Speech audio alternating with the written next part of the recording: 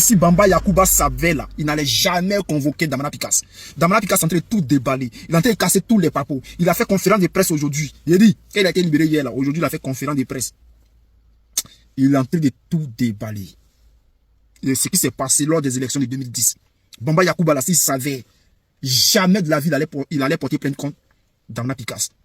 Il dit, tous les secrets d'Alassane Ouattara, il est en train de faire que Damana Picasse est en train de tout mettre dehors. Fanny, moi je n'ai pas trop parlé. Hein. Il a laissé Damana Picasse parler. Il a laissé Damana Picasse, notre général, il va bailler. Écoutez. Le 3 avril dernier, nous avons été invités sur le plateau de la chaîne Live TV dans le cadre de la fête de la Renaissance. Ainsi, aux environs de 19 h, nous nous sommes rendus au siège de Live TV pour que cette émission ait lieu.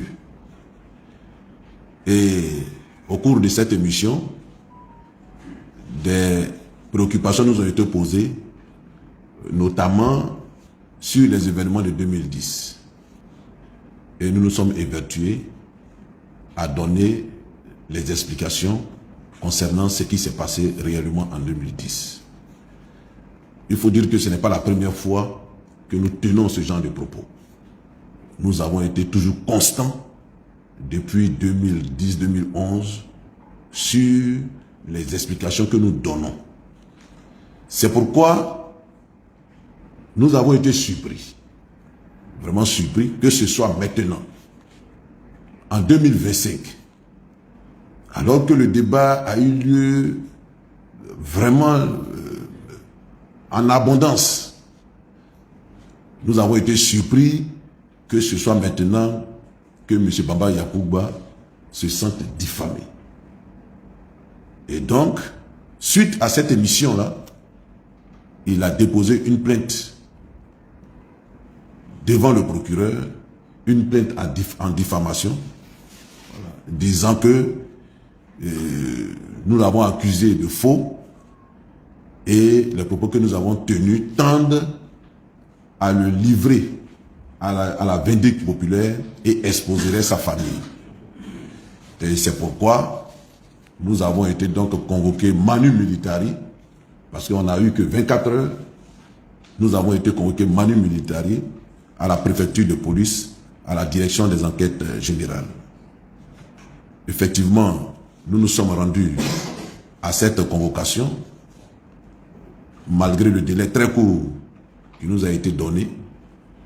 Nous avons bénéficié à cet effet de la solidarité, du soutien, de l'appui de toute la haute direction du parti, depuis le président du parti, en passant par le président exécutif, le secrétaire général, les responsables de la direction, les élus. En tout cas, le parti s'est mobilisé pour qu'ensemble nous allions répondre à cette convocation.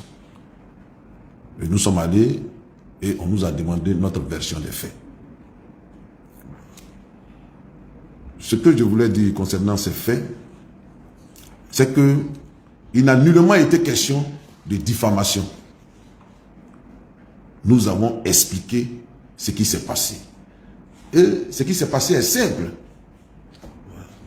Vous savez, lorsque nous recueillons l'ensemble des votes, une fois que le scrutin est terminé, la commission électorale, la commission centrale, recueille l'ensemble des votes, des procès-verbaux, avant la proclamation des résultats.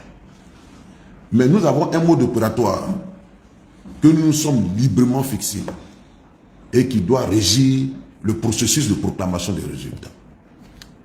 Et ce mode opératoire dit que, en aucun cas, un commissaire, fût-il le superviseur d'une région, ne peut proclamer de façon cavalière et unilatérale un résultat. Tout résultat qui doit être proclamé doit passer par la trame de la consolidation. Qu'est-ce que c'est que la consolidation? Comme je l'ai dit, la consolidation est une forme de séance plénière de la commission centrale.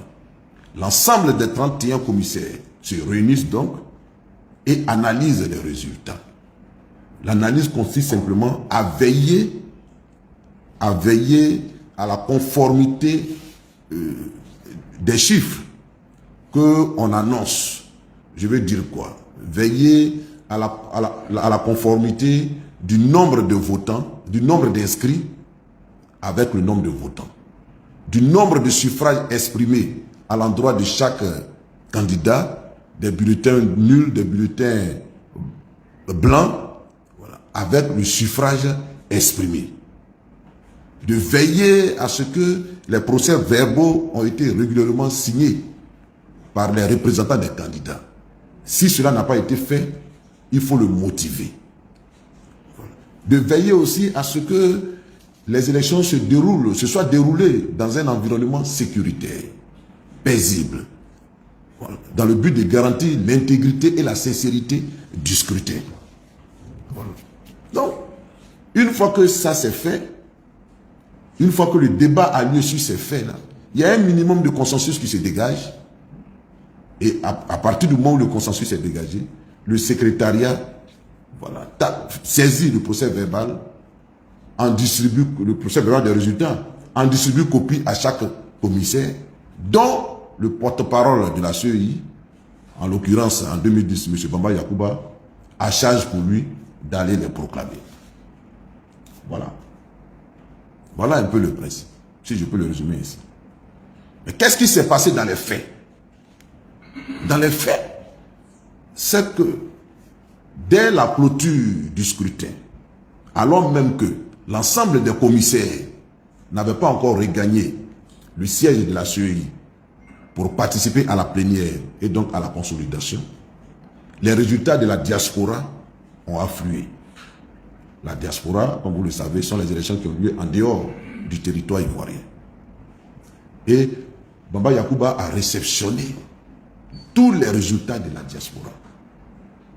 Et sans même que cela ne soit passé par la trame de la consolidation, sans que les commissaires n'aient eu connaissance de ces résultats de la diaspora, encore moins n'aient participé à leur analyse, il les a proclamés tels qu'il les a reçus. De façon unilatérale et de façon cavalière. C'était la première violation flagrante du mode opératoire. Deuxièmement, M. Bamba Yacouba, qui était le superviseur des élections en France, quand il a reçu les résultats, il n'a pas fait partager ces résultats-là en commission centrale. Il a proclamé de façon cavalière et unilatérale les résultats de la France. Que dit, quand il dit proclamer, il a pris sur lui la responsabilité d'invalider le scrutin en France. Dans toute la France, il a invalidé le scrutin. Voilà. Et donc, il s'est arrogé des droits, des compétences qu'il n'avait pas. Que le monde opératoire ne lui donnait pas. Et il s'inscrit dans une logique de violation des règles que nous sommes fixées. Voilà. Et lorsque nous l'avons appris, puisque quand les informations sont tombées dans le domaine public et que nous l'avons appris, à la commission centrale où nous sommes réunis, on lui a fait ce reproche. Il a reconnu les faits. Il a présenté ses excuses. Et il a promis que cela ne se répéterait plus. Et donc, nous en avons pris acte. Et quand les commissaires sont rentrés, nous avons commencé le travail de consolidation à proprement parler. Dans les régions du sud de la Côte d'Ivoire, on n'a pas eu trop de problèmes. Très tôt, nous sommes parvenus à un minimum de consensus sur des régions du sud. Par contre, dans les régions du nord, il y a eu beaucoup de problèmes, beaucoup de difficultés. Et ce qui a attiré notre attention, c'est la région de la vallée du Bandama. Celle qu'on appelle aujourd'hui la région du Béké. La région de la vallée du Bandama, c'est-à-dire le département de Boaké et de Katiola. Là-bas, Bamba Yacouba était le superviseur des élections. Et on s'est rendu compte à l'analyse des suffrages exprimés à l'endroit de chaque candidat qu'on avait ajouté arbitrairement 100 000 voix au candidat Alassane Ouattara. Et Tout le monde l'a vu, l'a constaté. Et quand on l'a fait remarquer à M. Bamba Yacouba, tout honteux, il a trouvé comme réponse, même si on enlève les 100 000 voix dans le total des voix de M. Ouattara, il est toujours vainqueur des élections du deuxième tour. Voilà comment il justifie ça. Et nous, on s'est dit non. Quand on enlève les 100 000 voix, on vérifie en profondeur tout ce qui s'est passé dans le Nord. Parce que ça, c'est un indice. C'est un indice. Voilà comment on sort les procès-verbaux des différentes régions du Nord. Et chers amis journalistes, nous nous rendons compte du gros scandale électoral, de la grosse fraude qui a eu lieu. C'est là qu'on s'est rendu compte qu'il y a eu plus de suffrages exprimés que d'inscrits. C'est là qu'on se rend compte que les PV ne sont pas signés. C'est là qu'on se rend compte qu'il y a un candidat qui obtient plus de voix que le nombre de votants. Voilà. Et donc, on se rend compte qu'il n'y a pas eu d'élection. Parce qu'ils ont bourré les urnes dans le Nord. Car, le jour des élections, quand on a fait le point à mi-journée, nous étions à un taux de participation de 60%. Théoriquement, il était impossible de rattraper le retard. Le candidat Ouattara, théoriquement, il ne peut plus rattraper le retard sur le président Laurent Gbagbo. Et à partir de ce point, à partir de 13 h, quand on a fait le point, dans les minutes qui ont suivi, les violences se sont déclenchées au Nord. Ils ont chassé tous les représentants dans les bureaux de vote. Ils ont commencé à exercer des violences. Et c'est pourquoi, dans plus de 500 bureaux de vote que nous avons dénombrés, alors qu'au premier tour, le président Laurent Gbagbo avait des voix, il a eu 0 voix. C'est-à-dire même ses propres représentants dans les bureaux de vote n'ont pas voté pour lui. N'ont pas voté pour lui. Voilà. Donc, ça a été un gros scandale. Et c'est ce que nous avons toujours relaté. C'est ce que nous avons toujours dit. Et c'est de notoriété publique. C'est de notoriété publique. Donc, que M. Bamba Yacouba se sente aujourd'hui diffamé, alors qu'il est l'un des artisans de cette forfaiture, je suis surpris. C'est l'hôpital qui se fout de la charité.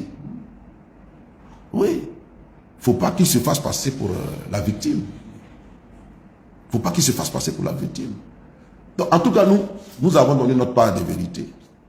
Et donc, nous sommes très à l'aise sur ce débat. Voilà. Nous sommes très à l'aise sur ce débat. Et ce débat va nous amener à convoquer les procès-verbaux. On va nous sortir, nous allons réclamer qu'on sorte tous les procès-verbaux. Et les procès-verbaux existent. Parce que quand nous clôturons le scrutin, voilà, pour l'archivage, nous conservons les procès-verbaux à l'endroit de 3 destinataires principaux. Le procès-verbaux de tout le vote. Donc il y a un paquet que nous faisons, des procès-verbaux que nous faisons pour la commission électorale indépendante. Il y a une copie des procès-verbaux que nous faisons pour le représentant du facilitateur, qui est M. Baldini, qui représentait M. Blaise Compaoré. Donc lui aussi, il a ses procès-verbaux. Et puis, un autre destinataire, c'est le Conseil constitutionnel. Donc, toutes ces 3 institutions sont censées avoir les procès-verbaux des élections de 2010. Et donc, s'il estime qu'il a été diffamé, bon, on sera obligé d'analyser les procès-verbaux en profondeur pour voir s'il dit la vérité. C'est à partir de là qu'on saura vraiment s'il est diffamé ou pas. Donc, nous sommes très à l'aise. Nous sommes très à l'aise parce que ça va permettre à l'opinion de se rendre compte de ce qui s'est réellement passé en 2010. Voilà. Les vérités qu'on cachait, ça va nous permettre de les découvrir. Et on verra bien qui est détenteur de la vérité qui est diffamé, qui est méprisé. Voilà un peu, mesdames et messieurs, ce que nous avons déclaré hier devant la direction générale des enquêtes, enfin la direction des enquêtes générales de la préfecture de police, où nous avons été manu militari convoqués à la demande de M. Bamba Yacouba. Merci pour votre attention.